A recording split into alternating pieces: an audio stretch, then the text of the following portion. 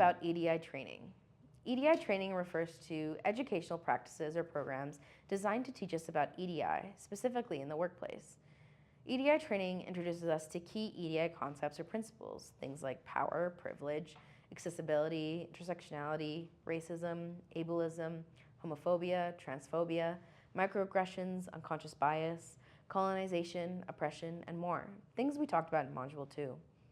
It also introduces us to EDI best practices, things like developing an inclusive onboarding process, conducting a stay interview, writing a land acknowledgement, using inclusive language, creating an accommodation plan, forming an employee resource group, launching a mentorship program, and assessing pay equity, things we'll talk about in Module 4, 5, and 6.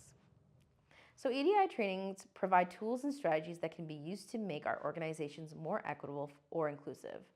This is why EDI training is so important. Teaching employees about things like racism and transphobia is obviously huge when it comes to EDI, but good EDI training does more than that. It provides real takeaways so that employees can take what they've learned and put it into practice, creating an environment or culture where everybody feels a sense of inclusion or belonging, where everyone feels safe enough to be themselves. It can be hard to pick which EDI topics you're going to introduce to your colleagues, because really they're all important, just in different ways.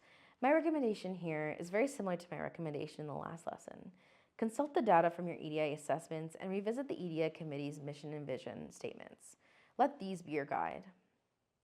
When we think of EDI training, we generally think of a meeting room or a boardroom where an EDI practitioner lectures employees on this or that EDI principle. And while this definitely is an option, there are a ton of ways to do your own EDI training. You can do it on your own, in a group, you can do it in person or online. It can be paced or self-guided. It can be formal or informal. It all depends on what works best for your organization. And the best way to find out how employees would like to engage with this material is by asking them. Maybe they'd like to have a big informal conversation. Maybe they'd like to take a course online at their own pace. Maybe they'd like to watch a film or read a book and then discuss it. Maybe they'd like to dedicate 2 hours to EDI training every second week, or maybe they'd just rather one full day for EDI training every second month. Like I said in the last session about setting EDI goals, the options are endless. EDI training can be almost anything you want it to be, and while this might sound overwhelming or intimidating or just plain unhelpful, it's important to remember that there's no right or wrong answer. What's good for one organization isn't necessarily going to be good for another. And if you try one format this time and it doesn't work, you can try another format next time. And yes, there will be a next time. EDI training should be ongoing. It should be continuous. It should be also personal. Self-reflection is so crucial when it comes to EDI. Without self-reflection, we aren't going to be able to apply what we've learned. We aren't going to really understand how we fit into things and what our role is in terms of advancing equity and inclusion in the workplace. And this brings us to the end of Lesson 5.